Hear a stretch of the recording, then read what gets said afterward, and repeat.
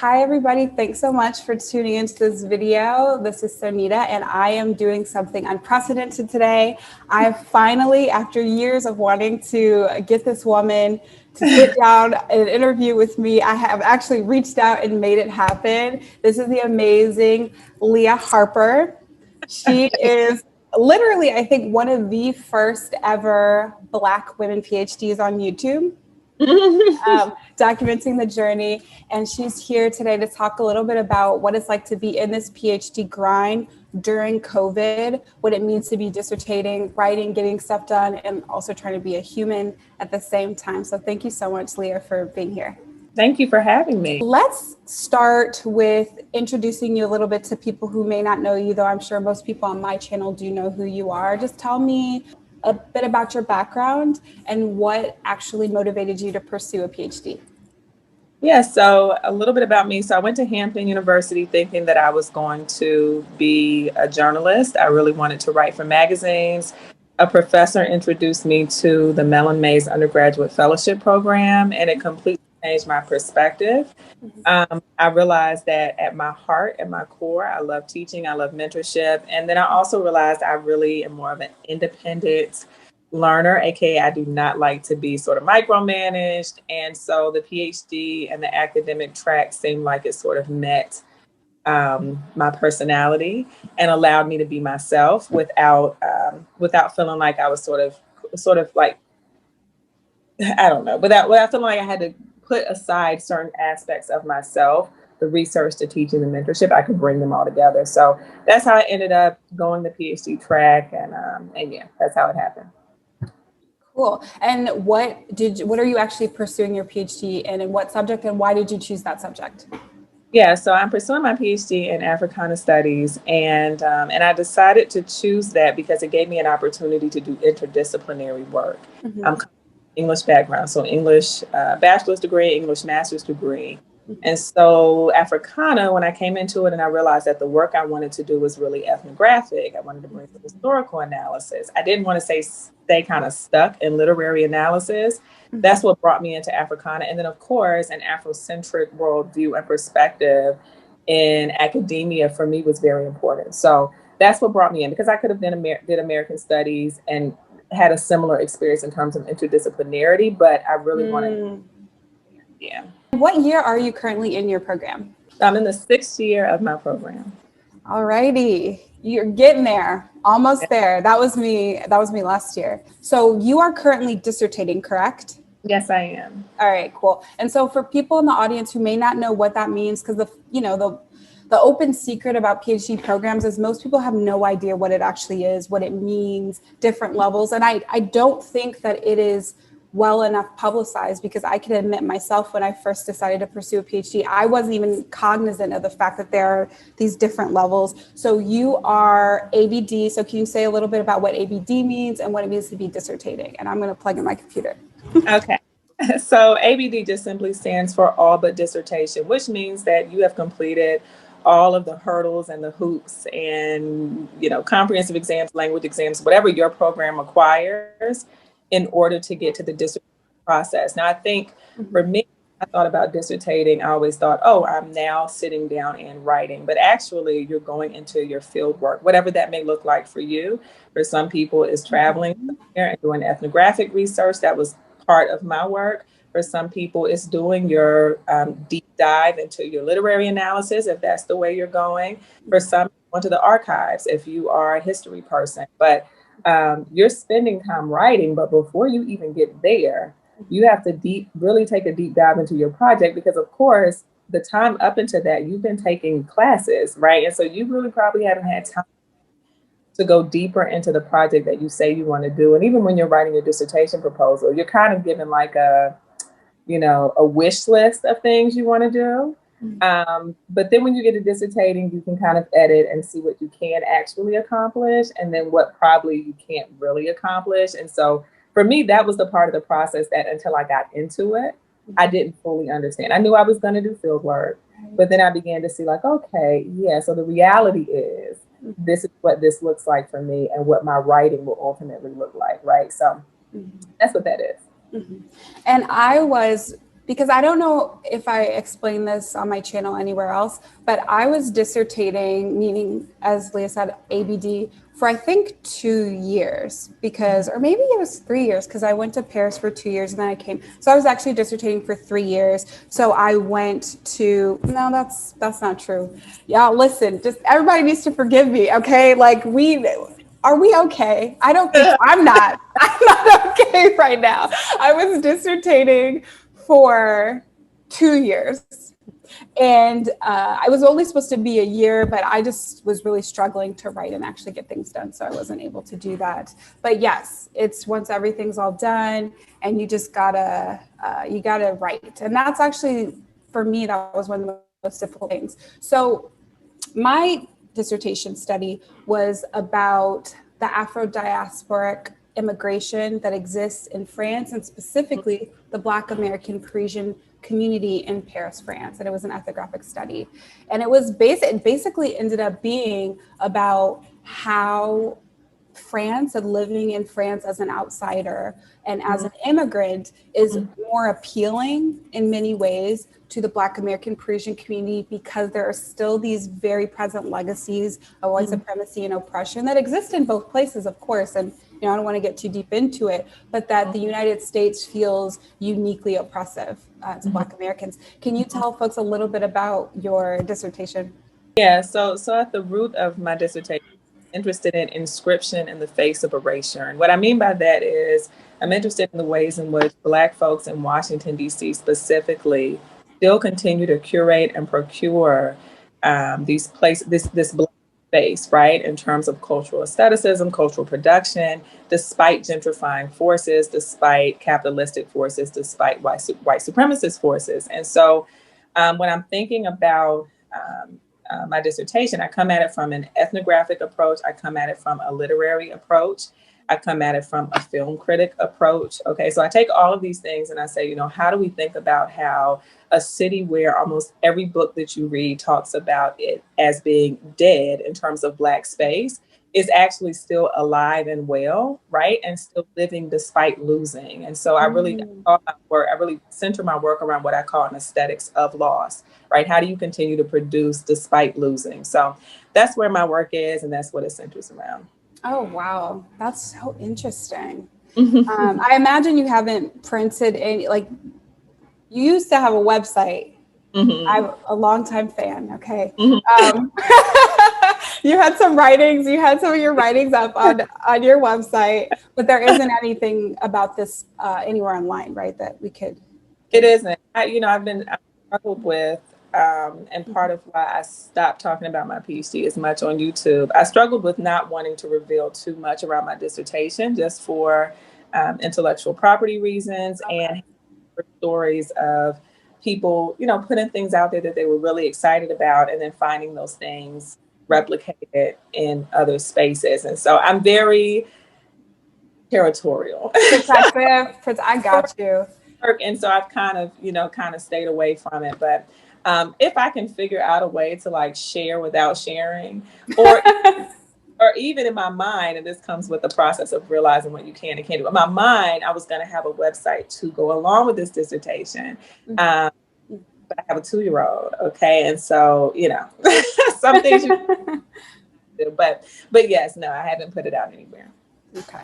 Well, when the book comes out, we will have to sit down and talk about it. So let's get to the meat of this video, which is dissertating during COVID. Let's go back. It's traumatic, but at the same time, it's like we're revisiting it every day anyway. March 2020. Do you remember where you were when it felt like our lives changed almost overnight, which was like mid-March, maybe the last week of March? And how did you react to this in terms of how it was going to affect your PhD work? My husband and I had just moved down from New Jersey in November. He had found a better job in North Carolina, and we were like kicking and screaming to get out of the Northeast. And so we had ended up moving in with my parents while we were looking for a house. then March happens. Okay. Now at that point, we're basically kind of living out of one room and suitcases with our child because we're in the process of looking for a house. We have our stuff in storage. And at the time, I was doing work on the weekends at Starbucks, or I would go to, my dad happens to work for a university, so I would use his credentials, you know, and slide in there at the library and do that work. COVID hits, and now I no longer have the option of doing those things, and I don't really have any space. And if you know anybody that writes knows, you really need your space Yes. to do that work. And so I stopped writing. Is what I did. I'd actually just sent a chapter to two of my advisors in my chair, and they had wanted me to do some revision around it. We didn't have childcare. I had no clue of what writing in this new space looked like. On top of the fact that I'm going to the grocery store and I'm seeing shelves empty. Girl. I'm seeing things I've never seen. And I think for me, it was very much like trying to figure out how can I even possibly write it at this moment? Oh, and I realized that they kept saying, oh, by April, by May, by this time. Well, Yes. a lot of events that I needed to really go to got canceled, of course. And of course, they weren't saying that. They weren't saying, and they finally did. And so some of the deadlines and the benchmarks that I had in my mind, I could not meet. So that's what happened when March. No, I just stopped. I didn't write anything, and I didn't write anything all summer.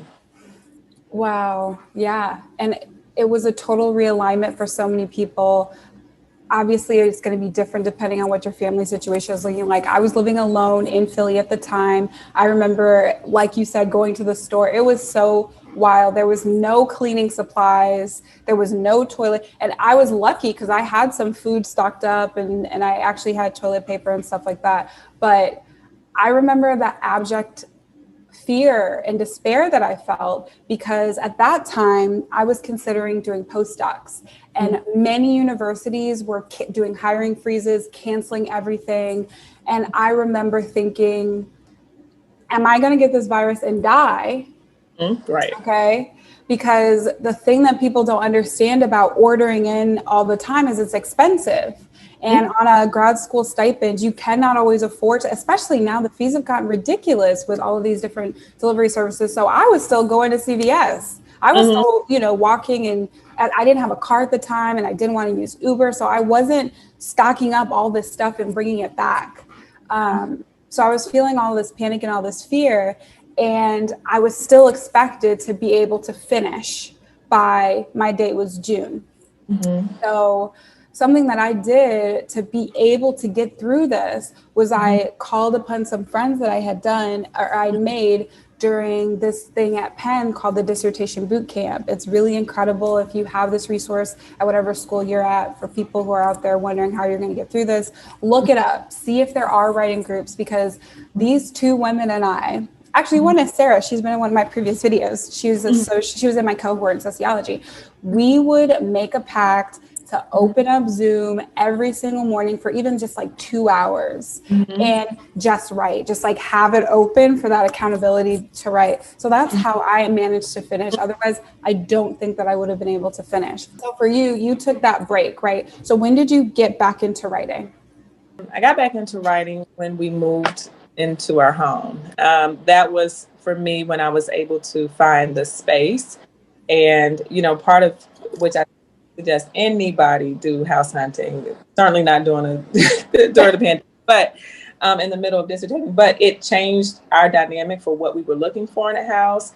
And I got to the point where I was like, no, I need an office, which is not something I had thought about. I had other spaces to do it. And so when we got here and I was able to have my own office and not a aesthetically pleasing, Nina Simone is on my wall to inspire me. Literally like, okay, I ordered a desk from Amazon and a chair and like, let's go. That's when I was to sit down and get back to work. And that kind of gave me the space to get started again and keep going. And that's the only way that I was able to do that, because in my parents' home, as we were doing so many things, it just wasn't happening. And I wasn't going to force it. I tell people all the time, I believe in rhythms. And what I mean by that is I don't have a routine in the sense that by 8 a.m. and by 10 a.m. and by 11 a.m. No, I allow the rhythm of the day to do what it does, and I flow with it, and so we were in one season, we're in another. I can make this a part of my life again, but I just wasn't going to force it. I just wasn't. Absolutely. I mean, you're managing many things. Now, there's one thing that I forgot to mention when I was talking about going through this process myself prior to actually graduating from Penn. So I don't know if I mentioned this, but Leah and I are both, or were both, at the same institution. I just graduated. Leah's still at Penn. Did Penn offer any institutional resources that you're cognizant of to make this a little bit less panic inducing, that you're aware of? So on the one hand, part of what gave me the privilege of being able to take a break from writing is because my graduate chair immediately said, hey, let's get you that 6-year funding and make sure that's there. Otherwise, I've been able to take that break. But because I knew I had that buffer, and thank God for him reaching out to me and letting me know that resource was available. Amazing. That's what gave me that position. I think as far as really saying, hey, our students are struggling not only in the financial aspect, that's one thing, but probably emotionally with being able to write. I think one of the quotes that I kept seeing from different people was from Toni Morrison, and where she says, it is during these times that artist writes, or something. I'm paraphrasing. And I'm like, during these times, an artist write? I can't even. So for me, it really was, on one hand, like I said, the funding helped so much because it gave me just a mental break. It gave me a chance. On the other hand, I think some of the things that we probably needed to talk a little bit more about, and I'm sure the school is trying to figure it out the way we all are, but a little bit more about how people are honestly dealing with this and our relationship to production, right? Like the constant need to be producing even when the world is falling apart.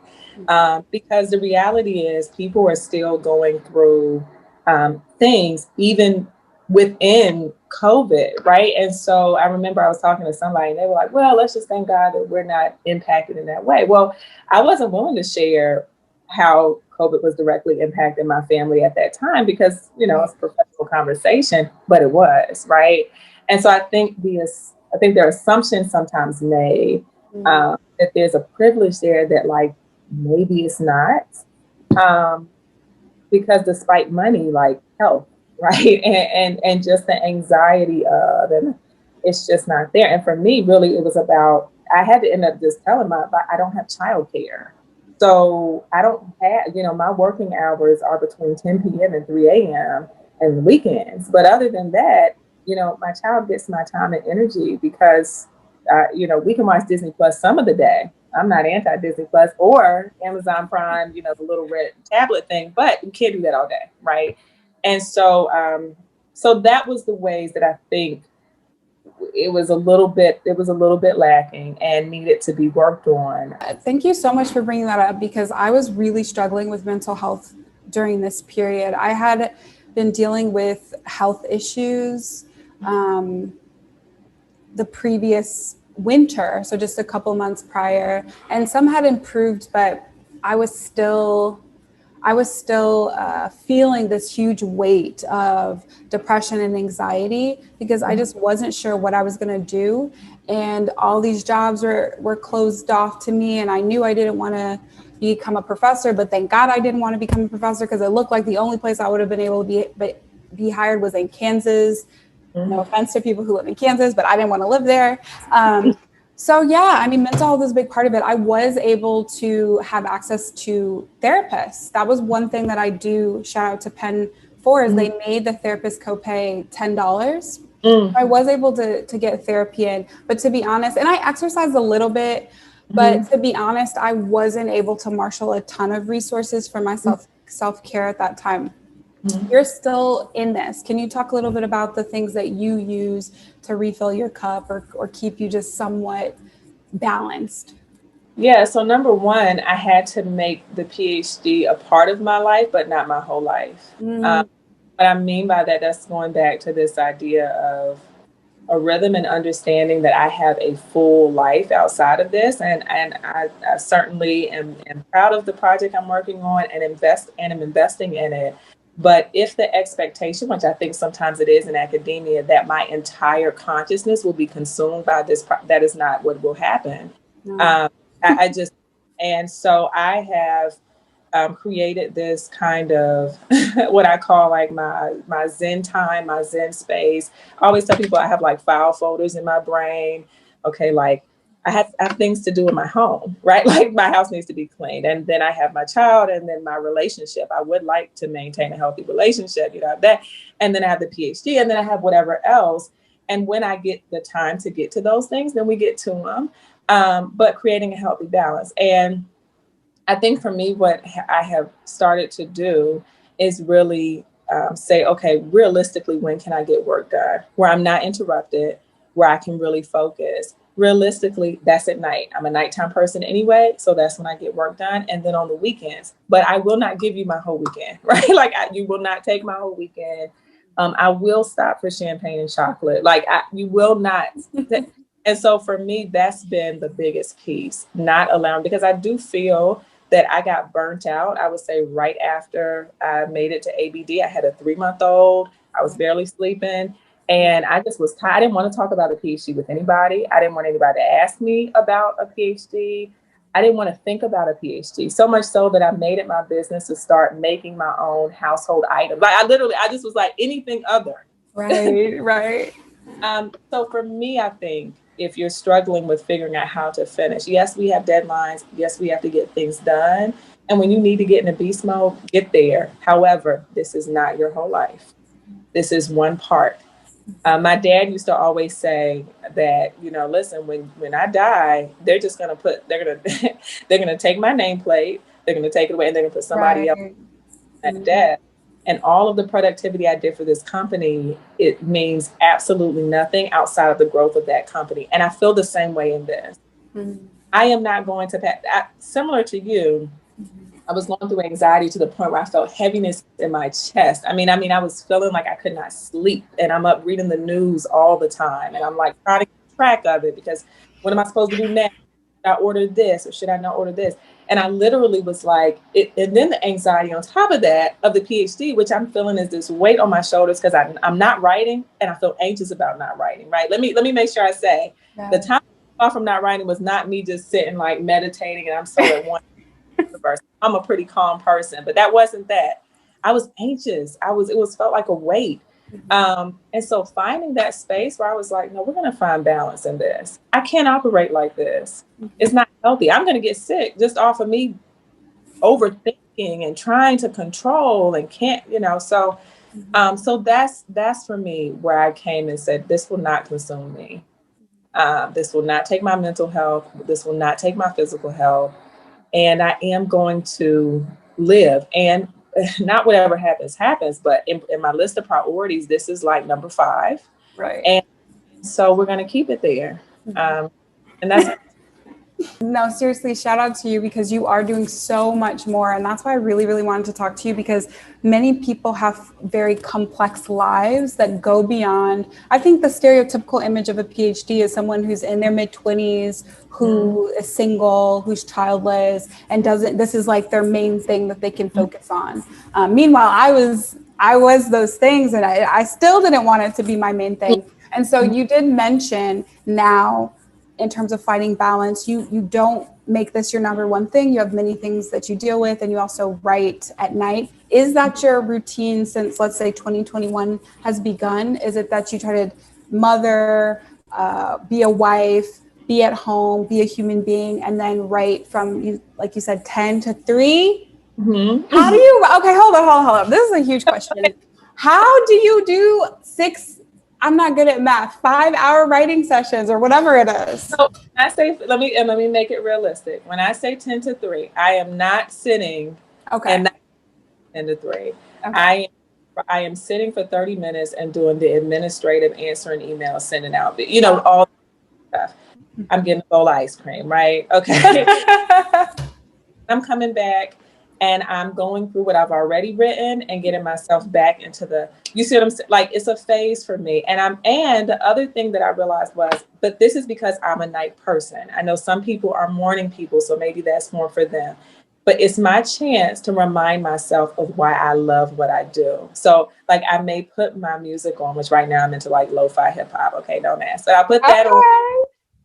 But I put that on and I'll get into the zone of this is what I love. Some nights, my 10 to 3 is watching the documentary on Toni Morrison that's, I think, on Hulu. Yes, it's on Hulu. Pieces of Yeah, Glam. that's my way of getting back to like, oh yeah, I forgot. This is why I'm doing this, right? Or because part of my work is around Parliament Funkadelic, right? I'll listen to just some P-Funk for a little bit. So what I do is take that time to just center my mind around what it is that I'm doing and find the love in it. Because I found that when I find the love in what I'm doing, it's much easier for me to flow and write. If Mm. down myself, Leah, you're going to write from 10 to 3, and nothing is going to happen, right? So some of those days are better than others. And then, normally what I'll do, let's say I'll have a 10 to 3 day, because I don't do it all the time. I do it 3 days out of the week. I have a 10 to 3 day. Okay. Then on Saturdays and Sundays, because my husband is off, I can do like regular half day and he take care of my son. But that's my way of getting in, like I said, a rhythm, not a routine. I don't force myself. It wasn't working for me. So that's how I've been able to do it. And that's what made sense to me. And that's what got me back to loving what I'm doing and not doing it out of just, and there's Yeah. days where, yeah, I do got to turn something in. So, let me sit down and really write. It is what it is. This is the work we do, but let me find the rhythm in it too. Right. Let me joy in it. So that's how that's worked. Like I said, it isn't, I am not Superwoman. Stretch of the imagination. I just had to figure out how to make it work. So, Thank you so much for saying that and breaking that down, because I actually do think one thing that's missing when people get into what it's like to be a part of a process is the nitty gritty of the process. You know what I'm saying? So like, for me, like I said, I mean, I love that you're finding the joy in it. I really wish I could say that I didn't. I was really against a deadline. I was not going to try to wait on any extra funding. We're back to March. I had funding until August. I had to be done.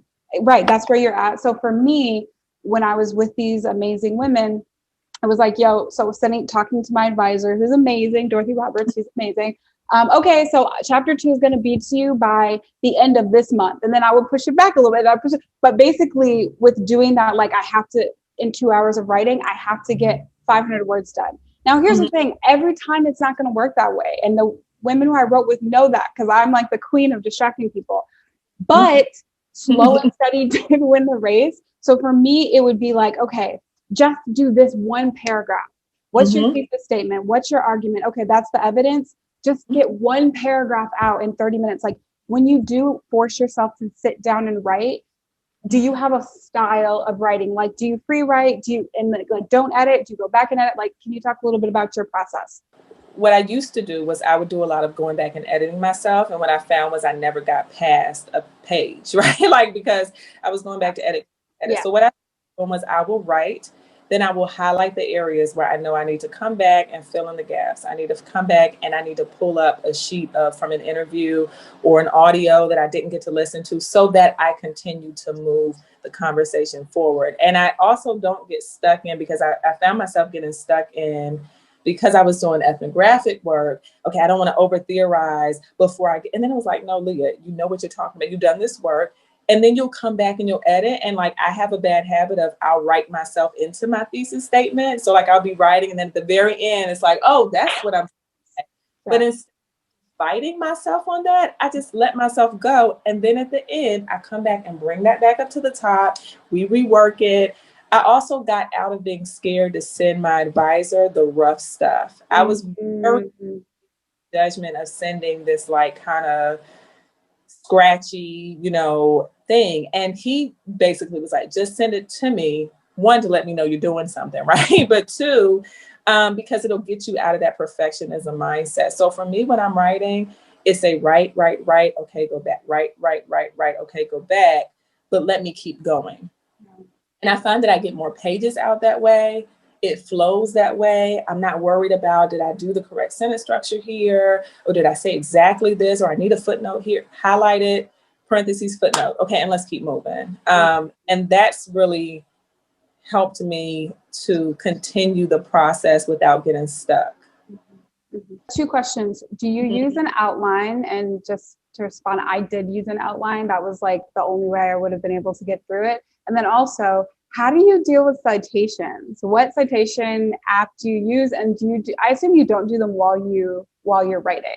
I do use an outline, but when I do an outline, I basically do it within the context of the paper, right? So I have the title is my version of the outline. I guess it's a loose one at the top. And then I'll have my different sections. So like one of my chapters right now, I'm working on theorizing around time. So I have my events labeled past, present, and future. And that's how I'm writing this particular chapter. So I know where I'm going, what's supposed to happen. And also if I go too deep in the first section, I know, okay, let me bring this down because this actually is more around the present that I'm trying to talk about, right? Time is an interrogate agent, all that kind of stuff. Very loose outline, okay? I'll be the first to tell you, I'm not an organized person to the citations question. I have no cool apps to tell anyone. I'm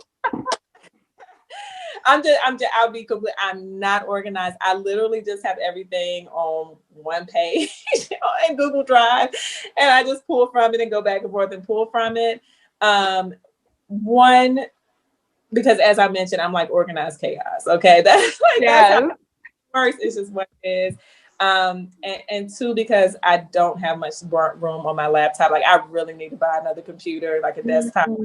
And so at this point, I can't download anything else. All things have no more plugins. No. So no, I just keep them in a running list and I kind of go from there. And I have them organized based on chapter. And then I have my notes in a separate. It is very a hot mess. You're just like, don't do as I say, or just find somebody else for that. But that's how I do it. Cool. So I think I heard you say you're doing it in Google Docs then. So it's live. It is live saving, which is really good. So I use Scrivener. I am definitely a huge proponent of Scrivener. I think Scrivener is amazing. I think I put it in a video somewhere. Y'all can find it. So I use Scrivener, and then I would back up every time as I was writing. I would have it backed up on Dropbox actually, and just in case the worst happened. So, all right, cool. Do you have any general advice? Given that you're still in this process, but you're gonna finish, do you have any general advice for folks who just really are struggling to be productive? Well, my first piece of advice is you need to do something every day. Even if, like I said, I do my 10 to 3 thing 3 times out of the 5-day work week, but the other 2 days I still do something, even if reading back over or editing a sentence or adding that footnote in that I said I was going to add in and need to go back. And I say that because if you do something every day, it doesn't leave your mind. The last thing you want to do is take a month off and then have to come back to it and reorient your mind with this project basically from scratch. If you keep it going every day, it will keep pushing you to write. And like I said, my process is not always maybe a written thing every day. Sometimes it is listening to a Parliament Funkadelic album, and that is relevant to my work, right? Sometimes it is rewatching Residue on Netflix. That is relevant to my work. So find some way to keep your mind in it every day. And then I would say for me, what helps is I keep all of my running notes about what I want to do for a chapter. I keep all of my pictures posted on the wall in my office. So I have 2 whiteboards, chapter 1, chapter 2, chapter 3, chapter 4, and I write down everything. Then I also have a lot of pictures from my ethnographic work. I keep those up on the wall. I can see them. I have inscription in the face of erasure at the top of my whiteboards. I can see it. I found that trying to keep planners and notebooks, stuff gets lost. You forget what page the notes were on. No, everything, I look at it. I also, and this is not good and I shouldn't do this, but I do print things off. If I had a great conversation with my dissertation chair and I've taken notes on that, I will print it off and that goes on the whiteboard so I can see it. for me, that helps a lot. That helps a lot. So that would be my advice. Make sure it is visible to you, in your face. Force yourself to look at it. That way you can't ignore it. That's really good advice. If I had to offer any advice, I mean, I think you had excellent advice there, which is try to get something done a day. I would just say find a way to be accountable to someone else. Again, I wouldn't have finished if I didn't have this crew. We call ourselves the dissertation divas, writing. So if that means your chair, if that, it doesn't matter. I was right over Christmas break. A friend of mine is in this process right now, really struggling. I was like, I'll jump on Zoom with you, because I had time to do that in the morning.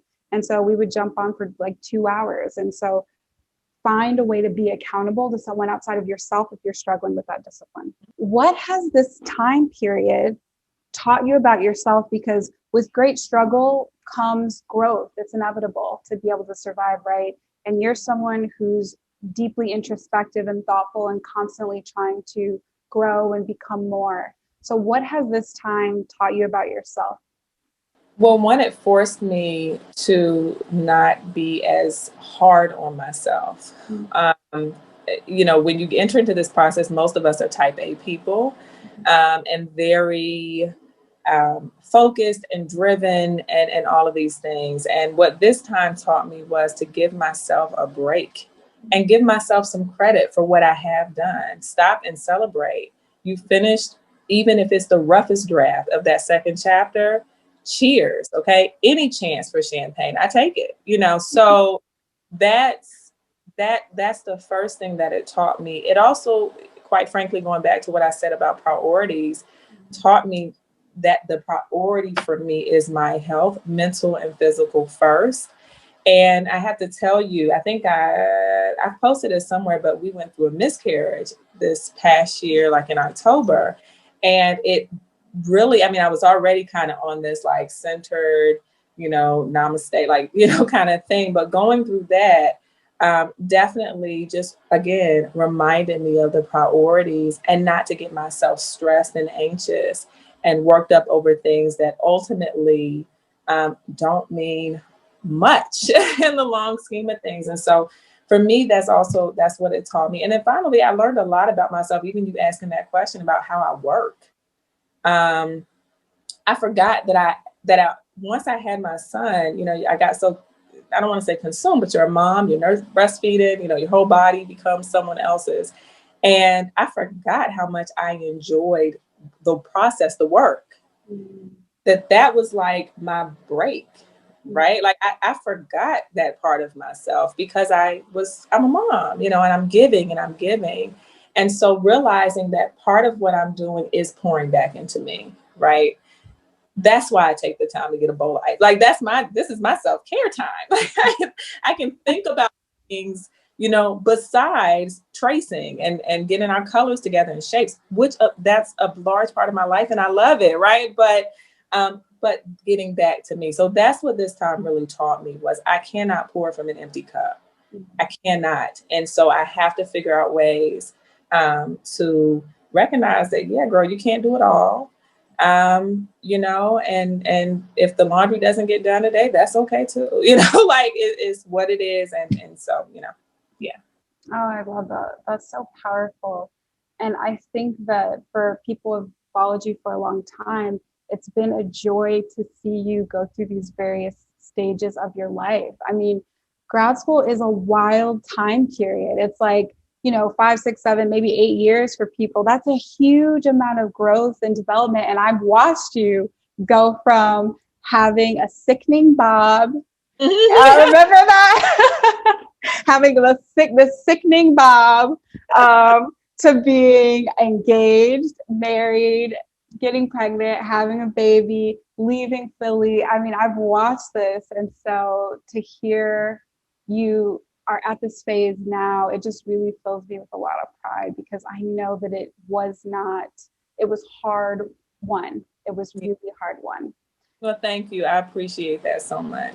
Seriously, you're one of the originators of Black Girl PhD Tube. Again, I need to be researching to see who else is really out there, because obviously I haven't been posting videos either. But let's hope that you're going to get back on that, because I'm starting here. I want to talk to more people, and I think you have so much more to offer too. Yeah, I thank you so much for that. I appreciate it. All my old videos are on an external hard drive. I have no clue where it is. So all that content I think may be lost forever. No. But I have no idea. One day, I'm telling you, it's going to be the lost files. Right.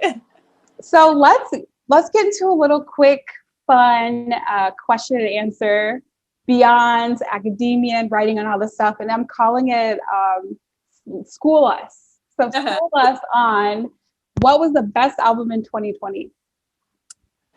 So I didn't listen to anything new, I don't think, in 2020. But my playlist in 2020 was all Erykah Badu. Nice. All right. I mean, evergreen.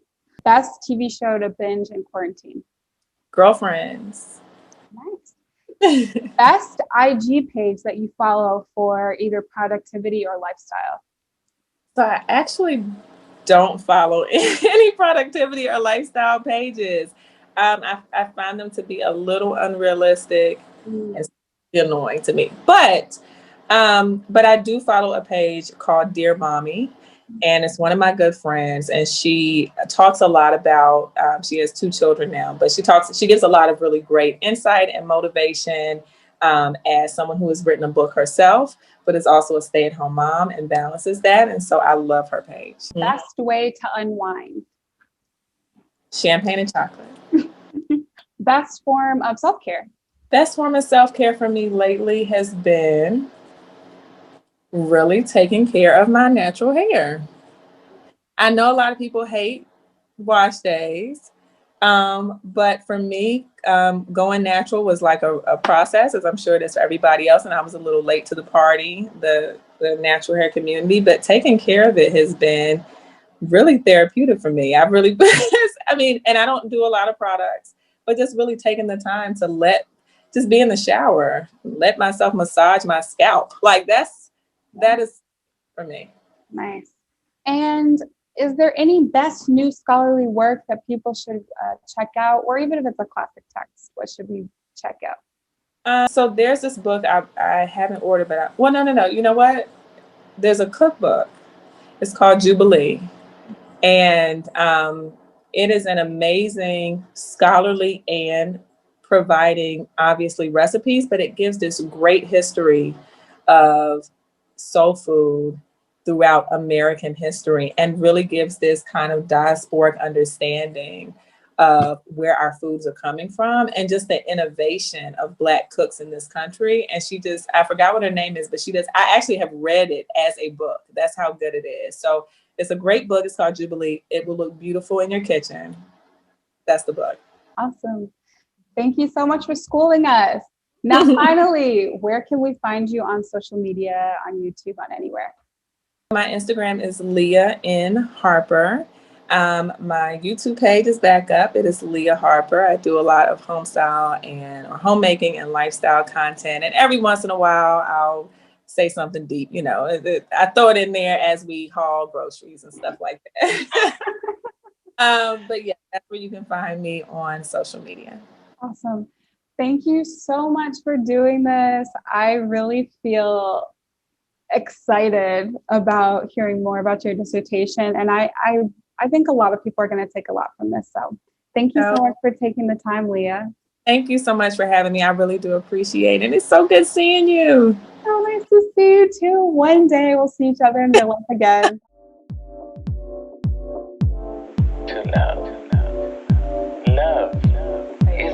This is not my real background. This is the Zoom background because nobody has time to clean this stuff up. Right. I have strangers in my house. But all right.